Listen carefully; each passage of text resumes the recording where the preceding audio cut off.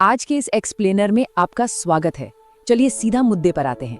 आज हम बात कर रहे हैं एक ऐसी जगह की जो सिर्फ ईंट पत्थरों का शहर नहीं था, बल्कि पूरे भारतीय उपमहाद्वीप का एक 2500 साल पुराना बिल्कुल अचूक ऑपरेटिंग सिस्टम था। इतिहासकार इसे केवल एक शहर नहीं बल्कि भारत का दिमाग कहते हैं। जी हाँ, हम तक्षशिला की बात कर रहे हैं, एक ऐसी जगह जहाँ दुनिया की पहली ग्लोबल यूनिवर्सिटी सांस ले रही थी। तक्षशिला को असल में समझने के लिए जरा इसकी तुलना नालंदा से करके देखिए। सोर्स इस बात पर बहुत जोर देते हैं कि नालंदा अगर भारतीय ज्ञान का दिल था, पूरी तरह से करुणा और अध्यात्म से भरा हुआ, तो तक्षशिला उसका दिमाग था, एकदम प्रैक्टिकल, तेज और यथार्थवाद की भट्टी में तप कर बना हुआ। यहाँ का नजरिया पूरी तरह से रणनीति और लॉजिक पर टिका था। तो चलिए भारत के इस प्राचीन दिमाग की नींव को थोड़ा और करीब से समझते हैं। अब जब हम दुनिया की इतनी बड़ी और कॉस्मोपॉलिटन यूनिवर्सिटी की बात करते हैं, तो एक बहुत ही स्वाभाविक सवाल जहन में आता है, आखिर यहाँ पढ़ने का मौका किसे मिलता था? क्या यहाँ सिर्फ बड़े बड़े राजा महाराजाओं के बच्चे ही जा सकते थे? एडमिशन का क्राइटेरिया क्या था? आपको जानकर शायद हैरानी हो, लेकिन यहाँ सिर्फ और सिर्फ एक चीज की कदर थी, और वो थी आपकी बुद्धि। ये एक 100% मेरिटोक्रेसी थी। कोई पैसा नहीं, कोई शाही खानदान नहीं, कुछ नहीं चाहिए था। सोर्स बताते हैं कि जो अमीर थे वो सोने के सिक्कों में फीस देते थे, और जो गरीब थे वो दिन में पढ़ते थे और रात में गुरु की सेवा करके अपना श्रमदान करते थे। लेकिन सबसे कमाल की बात यह है कि राजा का बेटा और एक आम लकड़हारे का बेटा दोनों एक ही चटाई पर बैठकर बिल्कुल एक जैसा ज्ञान हासिल करते थे। आगे बढ़ते हैं और देखते हैं कि इस ओपन नॉलेज सिटी का असल माहौल कैसा था। तक्षशिला आज के किसी मॉडर्न यूनिवर्सिटी कैंपस जैसा बिल्कुल नहीं था। सोचिए, एक ऐसे शहर के बारे में जहां कोई दीवारें नहीं थी, कोई मेन गेट नहीं था। ये ज्ञान का एक जीता जागता शहर था, जहां हर दूसरा घर अपने आप में एक गुरुकुल था। क्योंकि ये शहर सीधे प्राचीन ग्रैंड ट्रंक रोड यानी उत्तरापथ पर बसा था, तो ये दुनिया भर के विचारों का एक ओपन मेल्टिंग पॉट बन गया था। भारत का अध्यात्म, फारस की बेहिसाब दौलत और यूनान की फिलॉसफी, ये सब रोजाना तक्षशिला की खुली गलियों में एक दूसरे से मिलते थे। अब क्योंकि तक्षशिला एक बहुत ही क्रिटिकल और असुरक्षित बॉर्डर पर था, इसलिए यहाँ का जो सिलेबस था वो रट्टा मारने वाला नहीं बल्कि एक्सट्रीमली प्रैक्टिकल था।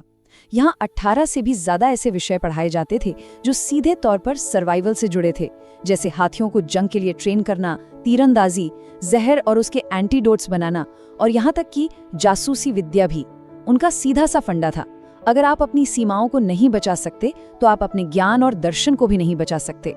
तो आइए इस बेहद अनोखे सर्वाइवल करिकुलम की टेस्टिंग प्रणाली को थोड़ा गहराई से समझते हैं। आयुर्वेद के मास्टर जीवक की एक बड़ी मशहूर कहानी है जो इस पूरे सिस्टम को एकदम परफेक्टली समझाती है। फाइनल एग्जाम के लिए जीवक ने अपने स्टूडेंट्स को जंगल भेजा। उनका टास्क क्या था? बस जंगल से कोई एक ऐसा पौधा ढूंढकर लाना था जिसका कोई भी मेडिकल यूज ना हो, जो एकदम बेकार हो।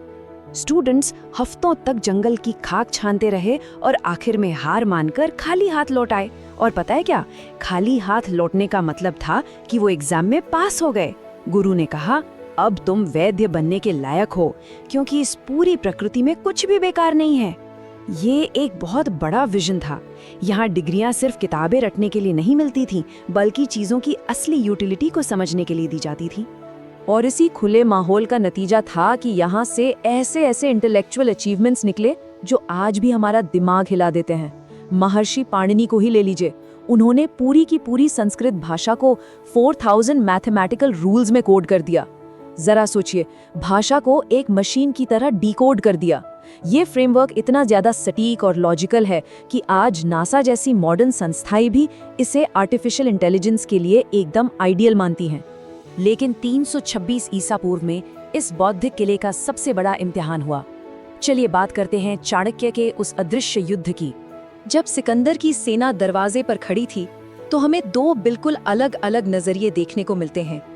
एक तरफ था तक्षशिला का राजा आम्भी, जिसने बिना लड़े ही घुटने टेक दिए और दुश्मन को तोहफे पेश किए, और दूसरी तरफ थे एक बेहद गुस्से में भरे हुए टीचर चाणक्य, जिन्होंने कसम खा ली कि वो तब तक चैन से नहीं बैठेंगे जब तक वो इस विदेशी खतरे को रोककर इस पूरी बिखरी हुई जमीन को एक अखंड राष्ट्र में नहीं बदल देते।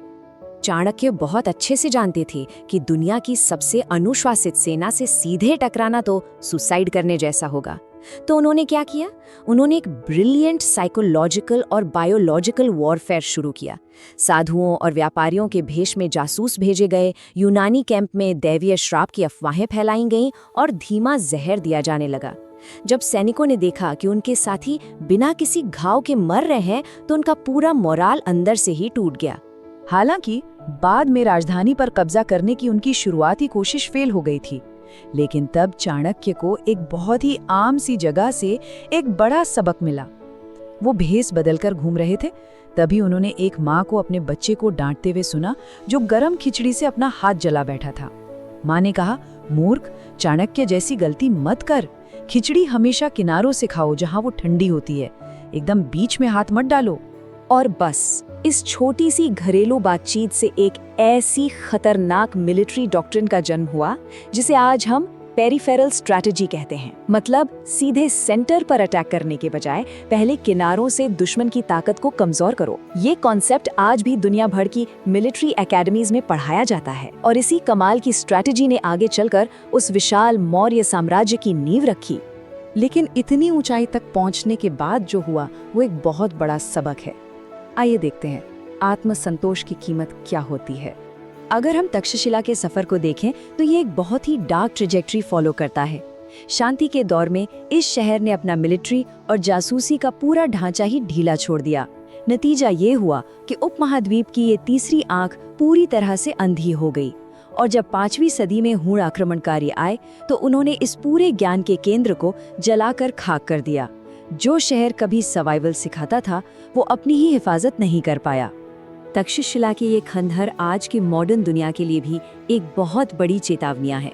सोर्स मटेरियल यहाँ एक बहुत ही रोंगटे खड़े कर देने वाला पैरेलल ड्रॉ करता है। जरा सोचिए, प्राचीन हूणों ने तो अपनी तलवारों और आग से हमारी लाइब्रेरियों को फिजिकली जलाया था, लेकिन आज के मॉडर्न हूण कौन है? ये वो ताकतें हैं जो इंटरनेट वॉरफेयर, सैंक्शंस और डेटा चोरी का इस्तेमाल करती हैं। ये ताकतें डिजिटल हमले करके हमारे नैरेटिव को तोड़ती हैं।